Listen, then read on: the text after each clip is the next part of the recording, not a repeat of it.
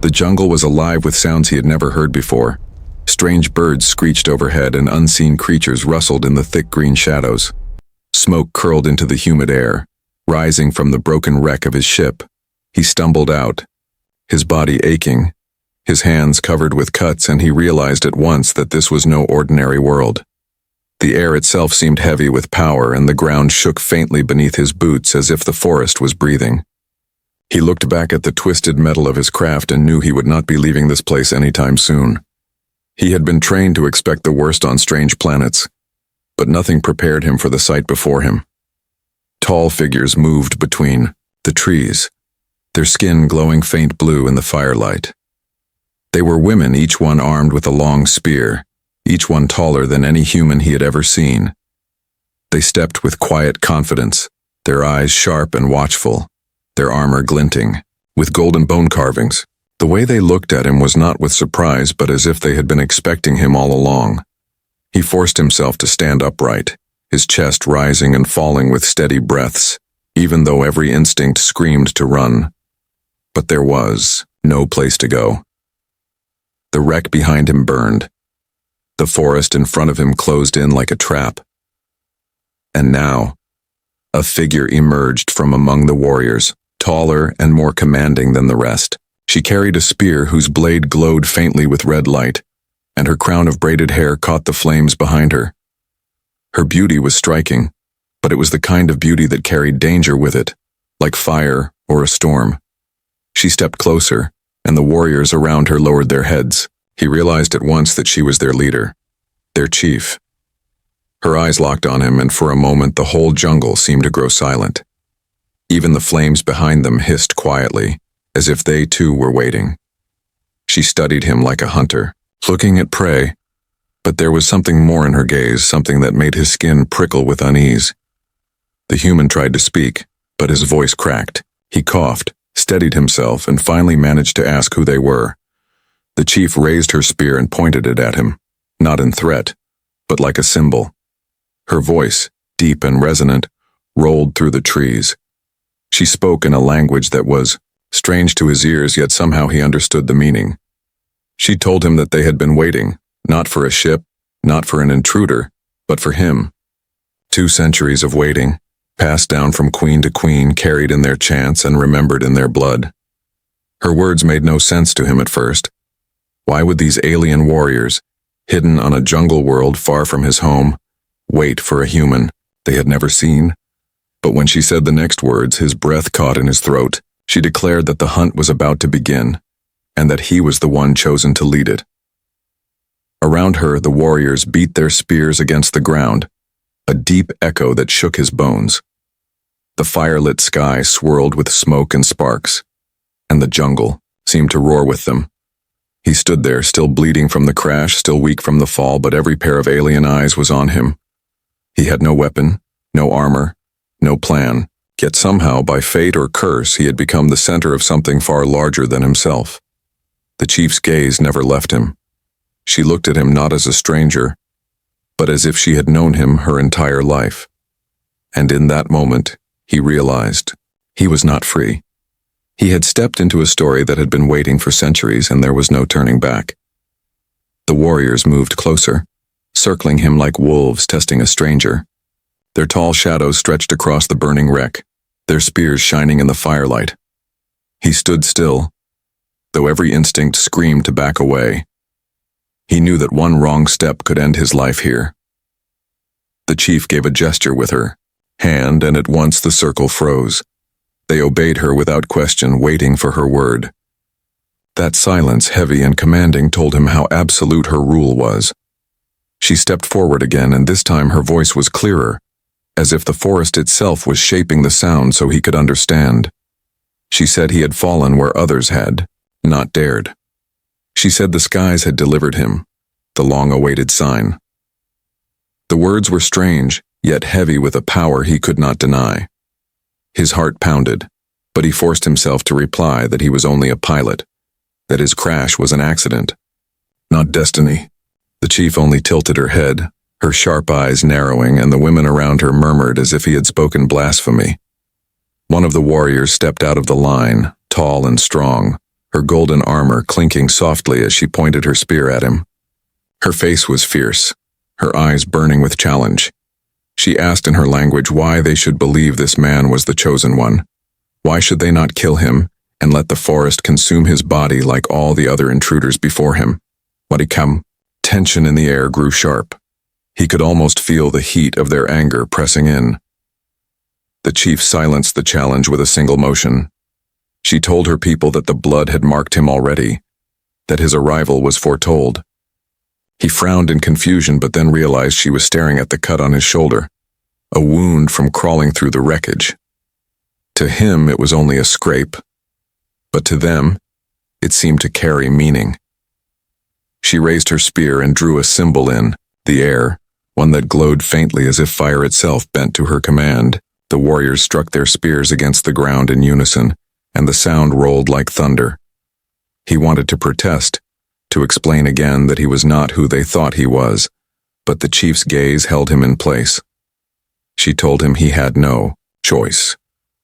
The hunt was older than he could imagine, older than the stars his ship had crossed.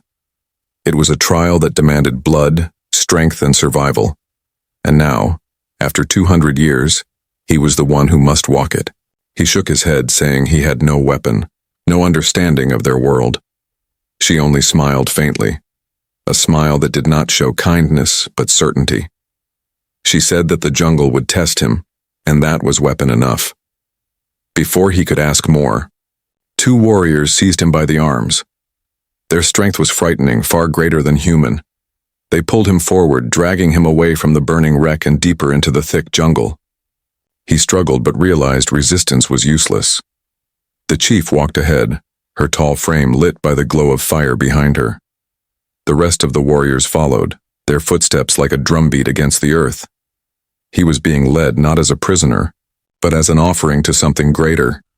The deeper they went, the thicker the air became. Strange lights moved between the trees, and the cries of unseen beasts echoed all around. The warriors showed no fear. They marched as though the jungle was theirs, as though every vine and shadow bent to their will. He felt like a child stumbling into a nightmare. And yet some strange part of him could not look away. The chief's presence, her voice, her certainty, all pressed on him like a weight. He was trapped between terror and a growing curiosity he could not explain. At last they came to a clearing. A massive stone circle stood there, overgrown with vines, yet still glowing faintly with markings. Fires were lit around it, and the air shimmered as if the ground itself was alive. The warriors pushed him forward to the center of the circle, and the chief raised her spear high.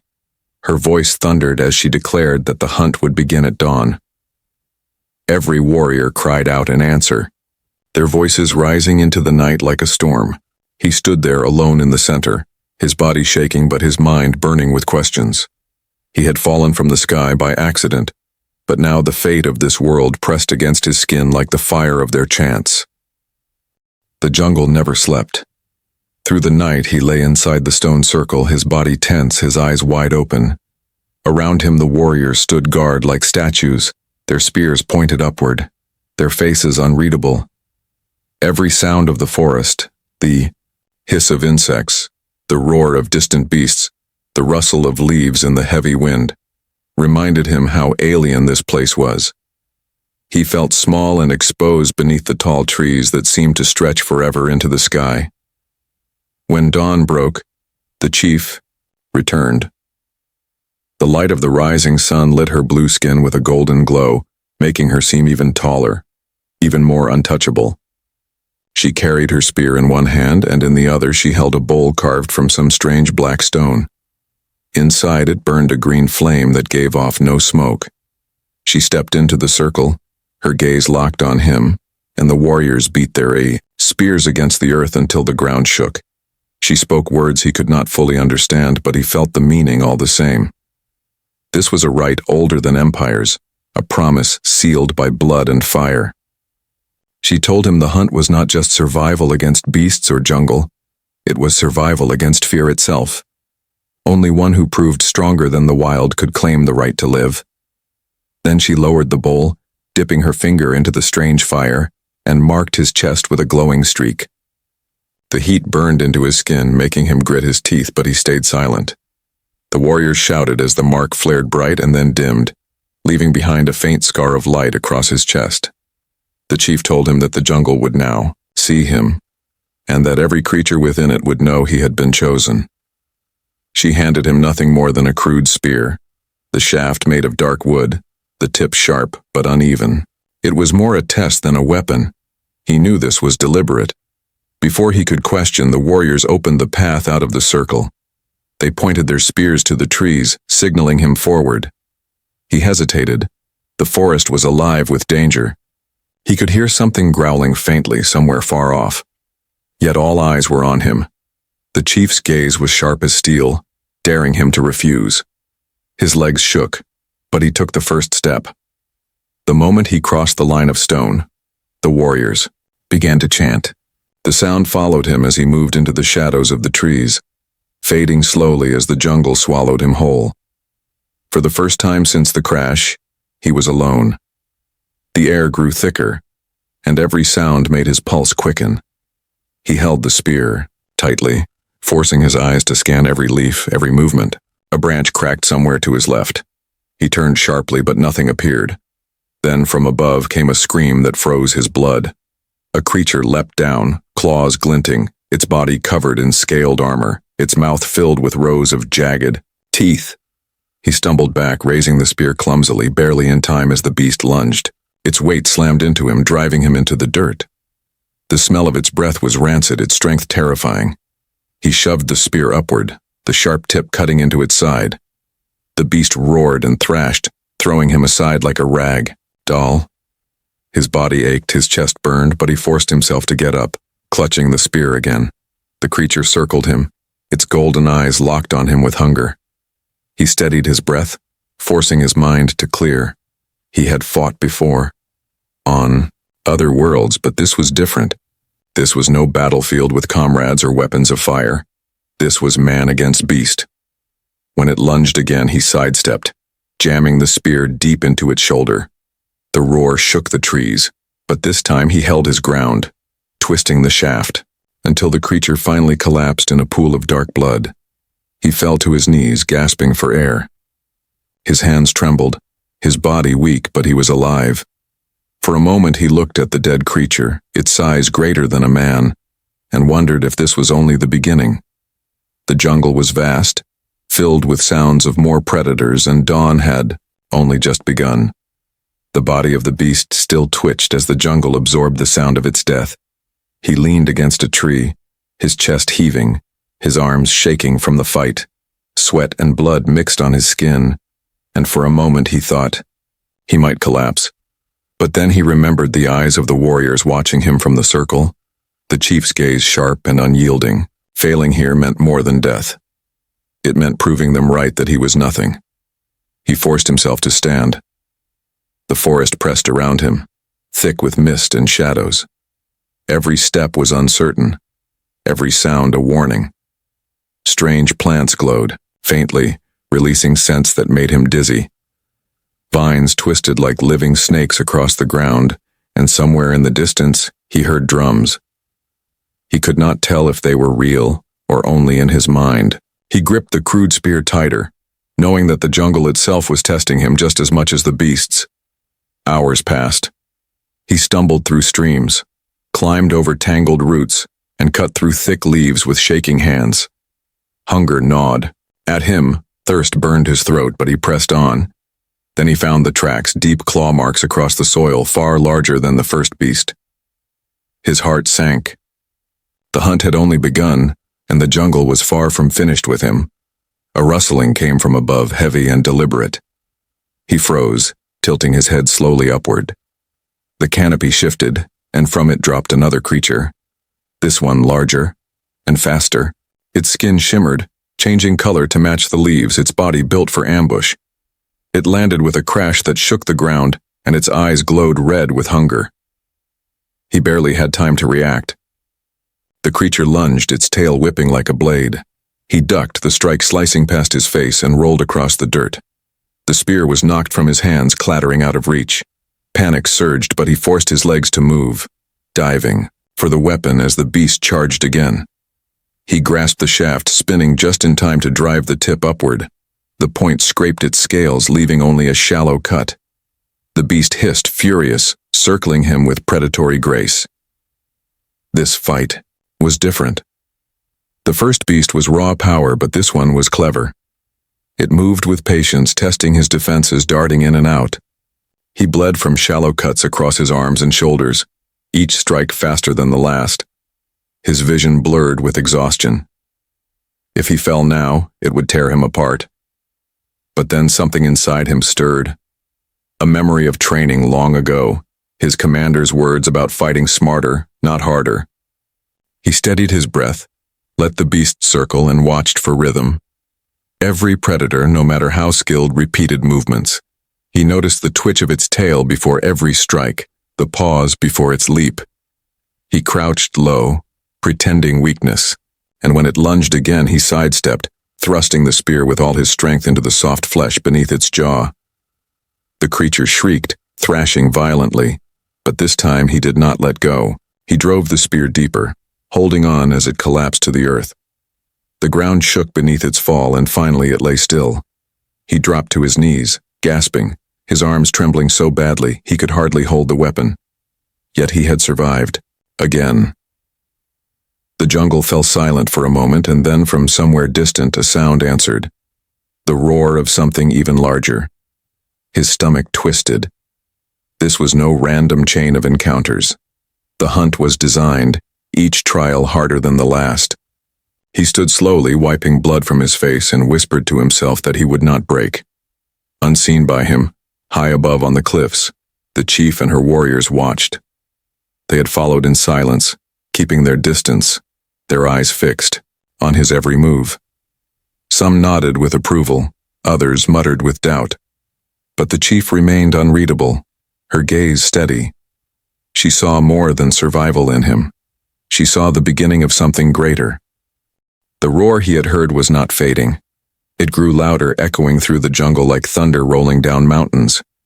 He gripped the blood-stained spear and forced his tired body to move. Every instinct told him that the next trial would be far worse than anything before.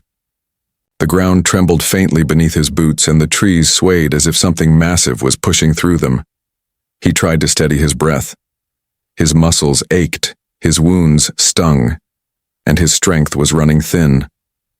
But the thought of giving, of falling here in the dirt, burned his pride. He would not let these warriors see him fail. Somewhere beyond the forest, he knew their eyes were watching. He raised his head and walked toward the sound. The jungle opened into a wide clearing filled with broken trees.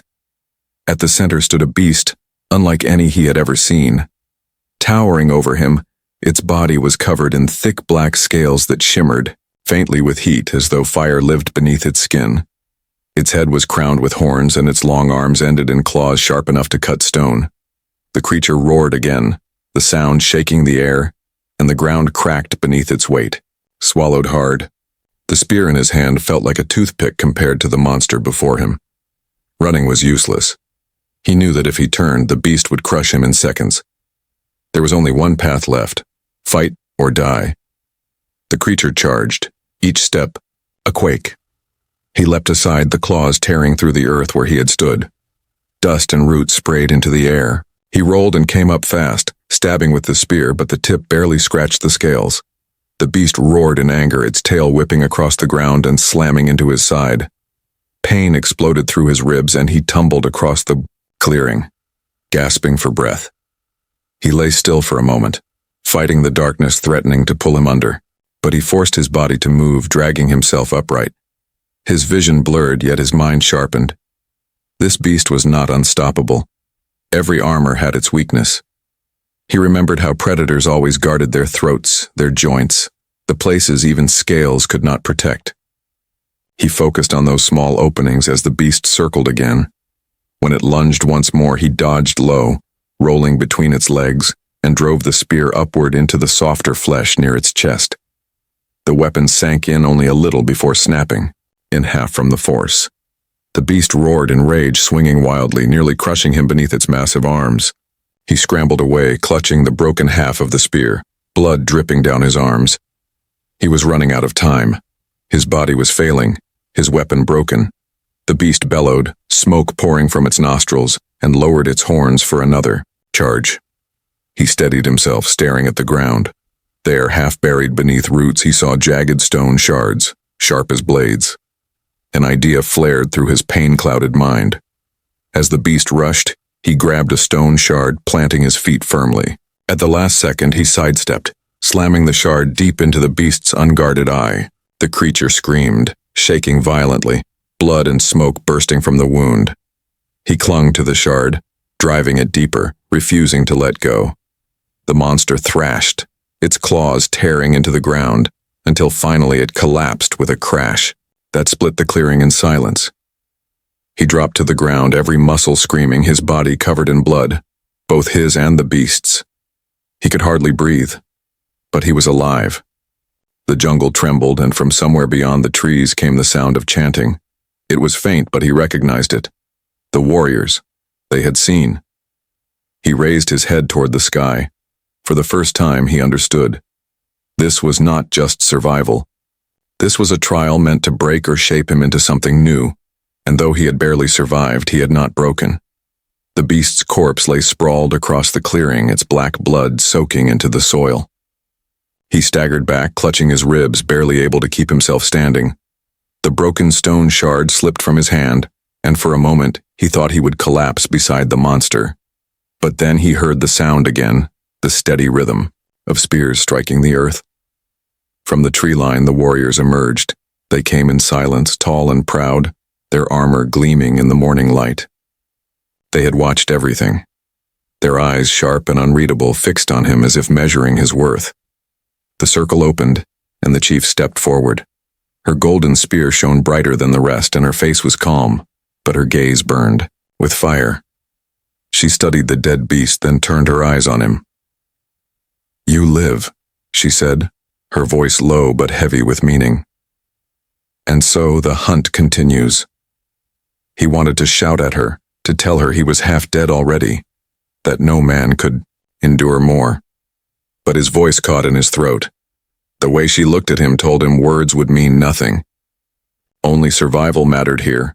The warriors closed around him, and two of them lifted him with ease, carrying him back through the jungle. He drifted in and out of awareness as they walked. Shadows moved above, strange birds screeched, and somewhere distant he heard the growls of more creatures. He realized then that the jungle itself would never rest, and neither would his trials. When he woke again, he was lying in a cave lit by torches. The air smelled of herbs and smoke. A young warrior knelt beside him, pressing a thick paste onto his wounds. He winced from the sting but did not pull away. Her hands were careful, and though her eyes were hard, he could sense something beneath them, respect perhaps, or pity. She spoke no words, only worked until his breathing steadied. The chief entered soon after. She walked slowly, her spear tapping against the stone floor, and stopped at his side. He forced himself to sit up, though every muscle screamed. She studied him in silence, then said, "The beasts are not your only trial. The hunt is not only claws and blood. The next will test more than your strength." He frowned, his voice rough as he asked what she meant. She only tilted her head, her braided hair catching the firelight, and replied, "The jungle takes many shapes. To survive, you must face not only it, but yourself." Her words unsettled him more than the beasts. He could fight monsters. He could stab, strike, bleed, and still stand. But to fight himself, what could that mean?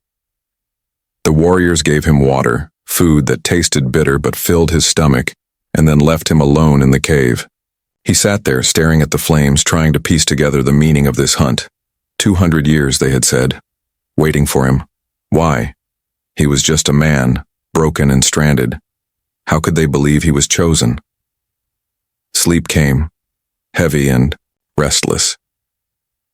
Dreams twisted around him, visions of fire, of alien faces chanting his name, of beasts clawing through the earth. He woke in a sweat, his chest heaving, and found the chief waiting at the entrance. Dawn had come again. She motioned for him to follow. His body still hurt, but he forced his legs to move. The warriors gathered outside, forming their circle as before. The chief pointed her spear toward the forest, her voice carrying across them all. This time, she said, the jungle will not attack you. This time you must enter its heart. If you are who the skies promised, you will return. If not, the jungle will keep your bones. The warriors struck their spears against the ground, the sound echoing into the trees. He tightened his grip on the half-spear they had returned to him. His breath was shallow, but he nodded. Whatever lay ahead, he would face it. Not because he believed in their prophecy, but because he refused to die like prey. The chief's eyes narrowed as if she saw his thought. She raised her spear high, and the warriors cried out. Then the path opened before him once again, and he stepped into the waiting shadows of the jungle, unsure if he was walking toward life or the end of everything. The forest grew darker the deeper he went. The tall trees closed above him, their branches tangling until the sunlight was little more than faint streaks. The air was heavy, thick with mist, and the sounds of the jungle changed. No longer the roars of beasts or the shrieks of birds, but whispers. Faint, unsettling whispers that seemed to come from everywhere and nowhere. He gripped the spear tighter and pressed forward. His body still ached from the last battles, but the silence around him was more frightening than claws and teeth. Every step felt heavier, as if the ground itself was pulling him down. The whispers grew louder, weaving together into broken words. He froze when he realized they were not in the alien tongue. They were in his own language, voices from his past, his commander shouting orders, a friend's laugh, sharp and familiar. Then another voice, softer, one he had not heard in years. He turned sharply, but no one was there. The mist swirled, and from it stepped a figure. It was human, just like him, dressed in the old uniform of his home. The face was one he knew well, his own. The double stared at him, eyes cold, spear in hand. It spoke with his voice, but each word dripped with doubt. You are nothing, a failure, a broken man who crashed by accident. They wait for you, but they wait for death. You are not chosen. You are weak. He stumbled back, shaking his head. He told himself this was a trick, part of the jungle's trial. But the double moved closer, every word striking deep into his chest. You bleed. You break. You fear. The beast nearly killed you, and still you think you can survive what is to come? You will die here, alone, and no one will remember your name. Anger flared in him, but so did fear. The double was right about his weakness, about his pain. He clenched his fists, his voice raw as he shouted for it to stop. The mist thickened, and suddenly more figures stepped out. Faces of the fallen, friends he had lost, soldiers who had died. They stared at him with empty eyes, accusing. He dropped to his knees, his chest burning with guilt. The whispers swirled around him, telling him he was cursed, that he was unworthy, that the prophecy was a lie. His spear trembled in his hands, and for the first time he felt the pull to let go, to give in. His breath came ragged, his vision blurred, and despair clawed at him. Then he remembered the chief's words. The jungle will test not only strength, but yourself. He forced his head up, staring into the eyes of his double. I am not chosen, he said, his voice shaking but firm. I am not a legend or a prophecy. I am only alive, and that is enough. The double sneered, raising its spear. The others moved closer, their empty eyes glowing faintly. His heart pounded, but he rose to his feet, gripping his weapon. He told himself that fear did not mean surrender, that even broken, even scarred, he still stood. When the double lunged, he struck, his spear piercing through its chest. The figure dissolved into mist, and so did the others. The whispers faded, replaced once more by the sounds of the jungle. He stood there, trembling, his chest heaving, sweat dripping down his face. His legs nearly gave way, but he caught himself against a tree. The forest seemed to breathe again, softer, lighter, as if it had accepted his answer. He realized then that this trial was not about beasts or blood. It was about breaking his spirit. And though he was bruised and scarred, his spirit had not broken. He whispered to himself that he was alive, and that was enough. Far away, the chief stood on a ridge, her sharp eyes watching through the shifting mist. She saw him fall, rise, and stand again. For the first time, her lips curved into a faint smile. When he returned from the mist, the warriors were waiting. Their circle opened as he stepped out, his face pale, his body trembling but still standing. His spear was cracked, his clothes torn, and his skin streaked with blood and sweat. The warriors stared at him in silence, their tall frames motionless, their eyes sharp as blades. Then, one by one, they struck their spears into the ground, a slow rhythm that grew louder until the forest echoed with the sound. The chief stood at the center, her gaze locked on him, unblinking. She did not ask what he had seen. She did not need to. The jungle left its marks on every soul who entered, and his face told her enough. She raised her spear, her voice carrying across her people. "He did not break," she said. "The hunt accepts him." The warriors cried out, their voices rising like thunder. Some looked at him with respect, others with suspicion, but none could deny what they had witnessed. He had endured. He had stood where others had fallen. They led him back to their camp deep within the jungle. It was a place of towering stone pillars and woven huts, lit with fires that burned green and blue. Drums beat in the distance and chants carried through the air. He was given food again, strange fruits and roasted meat, and though his body longed to rest, his mind stayed alert. For the first time since his crash, he looked closely at the people around him.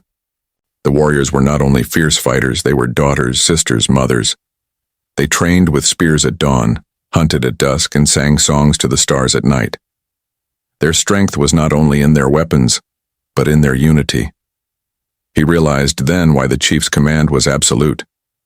They trusted her completely, not out of fear, but respect. The chief approached him later when the fires had burned low. She sat across from him, her spear resting at her side, her golden armor glowing faintly in the flames. For a long time, she said nothing, only studied him as if searching for what lay beneath his skin. Finally, she spoke. 200 years ago, our ancestors were given a vision, she said. A stranger would fall from the sky carrying blood that would awaken the hunt.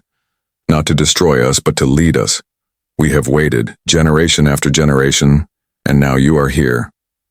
He shook his head, his voice hoarse. I am no leader. I am no prophecy. I am only a man who survived by luck. Her eyes narrowed and she leaned closer. Luck does not survive the hunt. Weak men do not face the beasts. Broken men do not face themselves.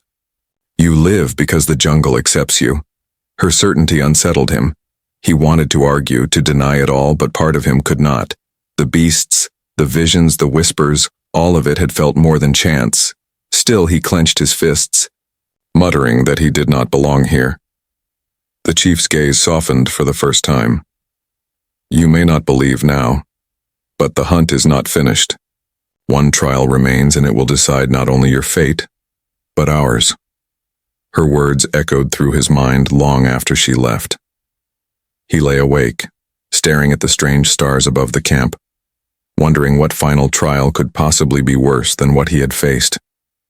Yet deep inside, a fire began to stir. He was no chosen one, no savior from a vision, but he had endured what no other man could, and the warriors had seen it. Perhaps that was enough. At dawn, the drums began again. The warriors gathered, their armor gleaming, their spears raised. The chief stood tall, her voice strong as she declared that the final stage of the hunt would begin soon. The air trembled with tension, and every eye turned toward him.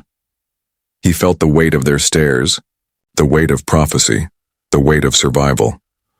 Whatever the last trial was, it would not test him alone. It would test them all. The camp was alive with fire and drums. The warriors gathered in a great circle, their spears raised high, their voices rising in a chant that shook the air. The jungle seemed to answer, its trees swaying, its beasts howling in the distance. He stood at the center with the chief, her tall frame glowing in the firelight, her spear shining like molten gold. She raised her hand, and at once the camp fell silent. Her voice rang clear, carrying across the crowd. The final trial begins. For 200 years we have waited for this night. The hunt is not only for beasts or shadows of the mind. The hunt is for the heart of our people, and he must prove himself worthy to stand among us. The warriors struck their spears into the earth in answer, the sound rolling like thunder. His pulse quickened. He had fought monsters, he had faced his own fears, but this trial was different. He could feel it in the chief's eyes, sharp and steady on him. This time the jungle would not be his enemy. They would. At her signal, the warriors stepped forward. 6 of them entered the circle, their armor gleaming, their spears sharp. They were the strongest chosen for this test. They moved with the grace of predators, surrounding him with calm confidence. He held his broken spear, the shaft patched, and scarred and swallowed hard. He had no strength left for another battle, but the trial would not wait. The first warrior lunged, her spear slicing toward his chest.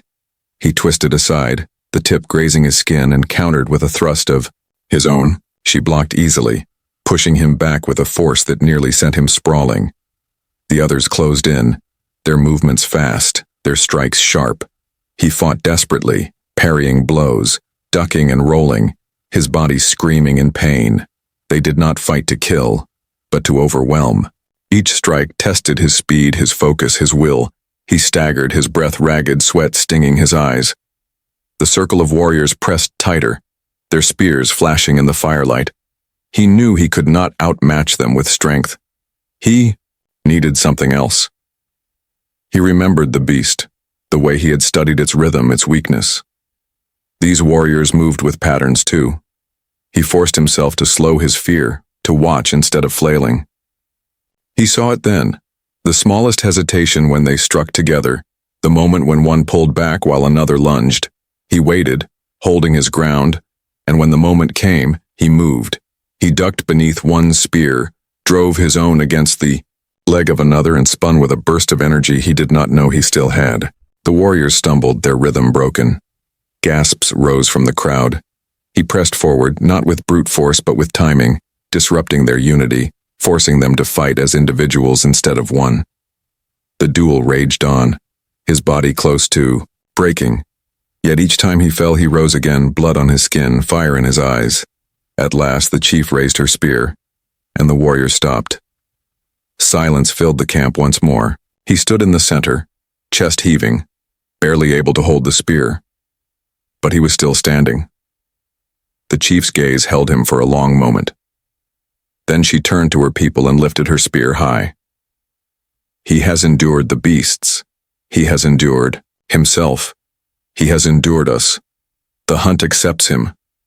The warriors roared, their voices rising into the night sky, echoing through the jungle. He swayed, nearly collapsing, but the sound held him upright. He had survived every trial. Yet he felt the weight of what was still unspoken. The hunt was finished, but the meaning behind it was not. The chief's eyes lingered on him, steady and unreadable. Tomorrow, he would learn why they had truly waited 200 years for him. The jungle was quiet after the trial. The fires of the camp burned low, and the warriors had returned to their tents, their chants still echoing faintly in the night air. He sat near the flames, his body bruised, his hands raw, but his spirit alive. For the first time since he had crashed, he felt something new, not just survival, but belonging. The chief approached him, her tall shadow cast long across the fire. She sat across from him, her golden spear laid gently at her side. For a long time. She said nothing, only studied him as though weighing the truth of what she saw. At last, her voice broke the silence. "The hunt is finished," she said. "You have passed where all others fell. You stood against beasts, against your fears, and against us. The jungle accepts you. Now you must know why we waited." He lifted, his head, his eyes weary but steady. "Why me?" he asked. "I am no chosen one. I am only a man who fell from the sky." The chief's lips curved into the faintest smile. "That is why. For 2 centuries we prepared for a savior who would come with fire in his hands and power in his blood. But prophecy is not about gods. It is about truth. We needed someone who could suffer, bleed, and still rise. A man, not a legend. Her words sank deep into him. He thought of the beasts, the visions, the warriors who had nearly broken him. He had not survived because of destiny. He had survived because he refused to fall. Slowly, he nodded. The chief rose to her feet and raised her spear high. The warriors poured into the clearing once more, their armor gleaming, their spears striking the ground in rhythm. She declared before them all, "The wait is over. The hunt has found its leader. He is not chosen by the stars, but by his will to endure. He will walk with us, and through him we will rise." The warriors roared in answer, their voices shaking the trees. For the first time, he did not feel like an outsider standing in their circle. He felt the weight of their trust, their belief. And though doubt still flickered inside him, something stronger rose above it, a fire that told him he could carry it. As the night stretched on, the chief stood closer. Her voice lowered, softer now. "The jungle will never stop testing you, nor will we. But you are no longer alone, you are one of us." He looked into her eyes, seeing not just command, but respect. He thought of the long road ahead, the endless dangers of this planet, and the unshakable unity of its people. He had not chosen this path, but it had chosen him, and perhaps that was enough. When dawn broke, the warriors gathered again, their chants rising to greet the sun.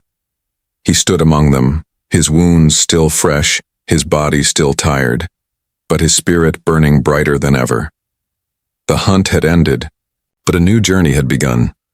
High above, the jungle canopy parted and the light of the new day spilled across the camp. For 200 years they had waited. Now at last the wait was over. And in the heart of the Amazon planet, a single human stood. Not as prey, not as prophecy, but as their equal. He gripped the spear the chief had given him, lifted it high, with the others, and shouted with them into the morning sky. The jungle answered not with whispers or growls, but with silence, an acceptance, a peace. He had endured. He had become part of something greater, and the hunt was complete.